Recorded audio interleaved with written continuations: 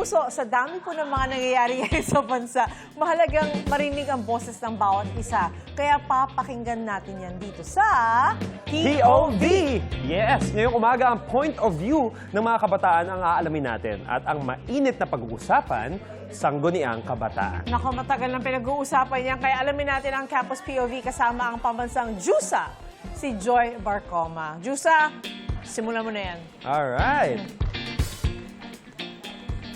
Hello mga kapuso! Good morning! At nandito pa rin nga tayo kasama ang estudyante ng Far Eastern University, Cavite! Yes! At last Monday nga, May 18, ang huling araw para makapagparehistro para makaboto sa darating na barangay elections. Kaya naman ang tanong, nakapagparehistro na ba kayo? Mabuti naman dahil dito sa ating darating po na elections, isa sa mga ihahalal natin dito ay ang ating Sangguniang Kabataan. Ang Sangguniang Kabataan o SK ay ang opisyal na youth council sa bawat barangay sa Pilipinas na kumakatawan sa mga kabataang edad 15 hanggang 30 years old. Ito ang tinuturing na lokal na pamahalaan sa sektor ng kabataan at nagsisilbing mekanismo upang makilahok ang youth sa governance at community programs. Pero dahil nga sa issue, sa mga lumalabas na issue patungkol sa Sangguniang Kabataan, ay pinalutang ni DILG Secretary John Vic Remulla ang ideya ng pag-abolish dito. Ayon sa kanya, kung magkakaroon tayo ng constitutional change, ay maaari nang i-abolish ang SK dahil nagiging kultura na raw na ang korupsyon ay ordinaryo na lamang para sa mga kabataan. Kaya naman, simulan na natin ang diskusyon ngayong umaga. Dapat na nga bang i-abolish ang Sangguniang Kabataan? At para simulan ang ating mainit na talakayan, narito para sa affirmative side si Gia Claire De Soyo, isang political science student at consistent teens lister. At siya nga ay pabor sa pag-abolish sa Sangguniang Kabataan. At para naman sa opposition side o para sa hindi pabor sa pag-abolish ng Sangguniang Kabataan, nandito si Kurt Andre Agnes, isa ring political science student at consistent teens lister. Mukhang ready na ang ating mga magdadebate. Pero para sa kaalaman ng lahat, magkakaroon po tayo ng 2 rounds with 30 seconds each para i-defend ang kani-kanilang panig. Kaya naman, FEU Cavite, are you ready? Ready na ang mga estudyante, kaya magsisimula tayo sa ating affirmative side. Gia, bakit nga ba pabor ka sa pag-abolish ng Sangguniang Kabataan? You have 30 seconds for your opening statement and your timer starts now. Nauunawaan ko ang kahalagahan ng SK, pero malinaw din sa akin yung systemic flaws nito, kagaya na lang ng korupsyon, mahinang accountability at monitoring sa funds, at yung mga project na hindi naman tumatagal. And nagagamit din ito as a political machinery. 35 years na ang SK, 11 years na itong nire-reform. Tapos bakit wala pa ring pagbabago, di ba? Hindi na ito simpleng reforma. Ito na ay dapat ibabasagin na natin yung sistema para bumuo tayo ng pagbabago. Still has the time, pero tapos na ang kanyang opening statement. Kurt, anong masasabi mo? Ginagamit nga bang political machinery ang SK? Bakit hindi ka pabor sa pag-abolish ng Sangguniang Kabataan? Kurt, you have 30 seconds and your timer starts now. Hindi ako pabor sa pag-abolish ng SK. Unang-una sa lahat, dahil pinaka-importanteng role ng SK ay bigyan ng boses ang mga kapwa natin kabataan. Ngayon, kung i-abolish natin ang SK, wala nang magsisilbing plataforma para maipahayag ng mga kabataan ang kanilang mga boses o hinaing na nangyayari or nararanasan nila. So, hindi lahat ng kabataan ay may pagkakataon din na makalahok sa governance. Kaya nga tayo merong SK. Ayon din sa Article 2, Section 13 of the 1987 Constitution, kinikilala yung role ng youth in nation building. Time is up.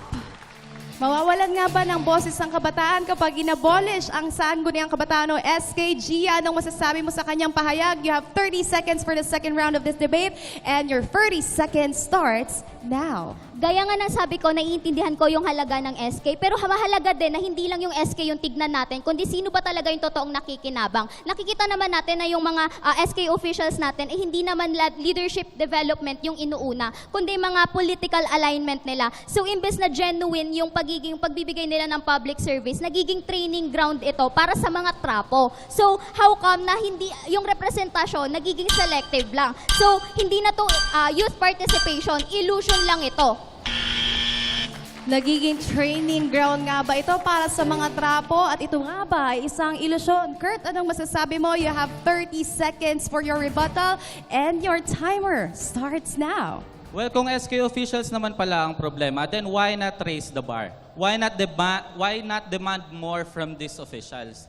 No, bakit natin tatanggalin yung institution na nagsisilbing plataforma para maipahayag ng mga kabataan kung ano yung kailangan nila?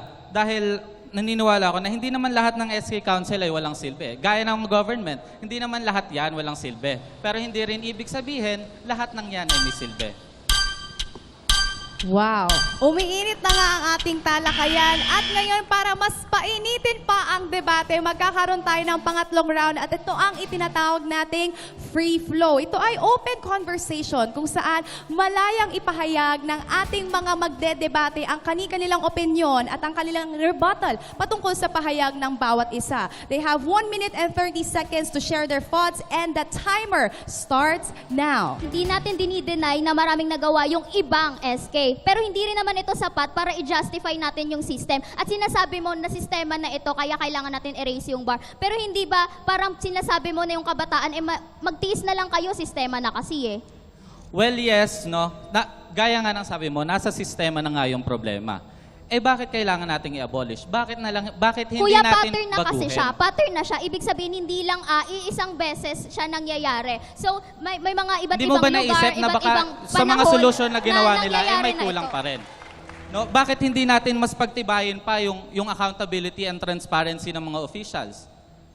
Pero unang-una sa lahat, wala na yon yung SK, wala na silang ganon, wala silang transparency at accountability. So ilang beses na Kaya siyang nga kailangan na-reforma. nating pagdibayin Ilang beses na siyang policy na-reforma, when it kuya. comes to accountability and Kuya, transparency. simula pa lang sa pagiging KB niya, na naging SK siya, ilang beses na siyang na-reforma, pero bakit pareho pa rin yung problema? Corruption, accountability, ba't wala namang nagbabago? So you mean to That's say, why we need to raise our magstay na lang tayo sa our- ganong system? Kaya kailangan natin mag-demand more Kuya, from we them. deserve a genuine representation, hindi recycled politics lang. If we deserve a genuine public service, then why di bumoto tayo ng tama? Pag-isipan natin kung yung mga iluluklok So, ba yung natin mga is botante deserving na naman yung to that sisisihin officials. natin na may mali. Bakit wala bang mali yung sistema?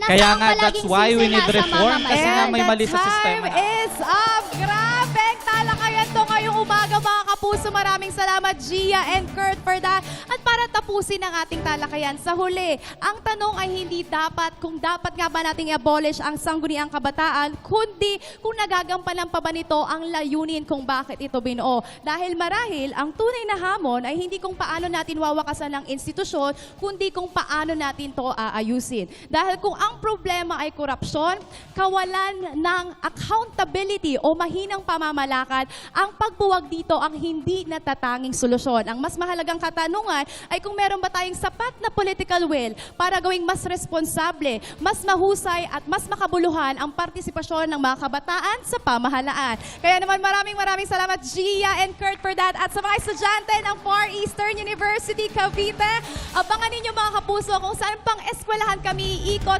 para alamin ang pulso ng kabataan. Dito lang yan sa inyong pambansang morning show kung saan laging una ka, unang hirit!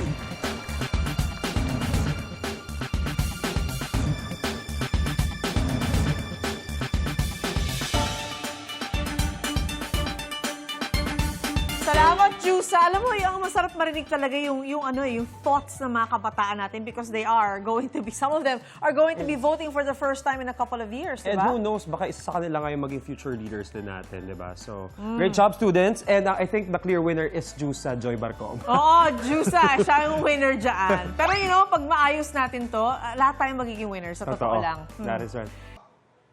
Ikaw, hindi ka pa nakasubscribe sa GMA Public Affairs YouTube channel? Bakit? Mag-subscribe ka na, dali na, para laging una ka sa mga latest kwento at balita. I-follow mo na rin ang official social media pages ng Unang Hirit. Salamat, Kapuso.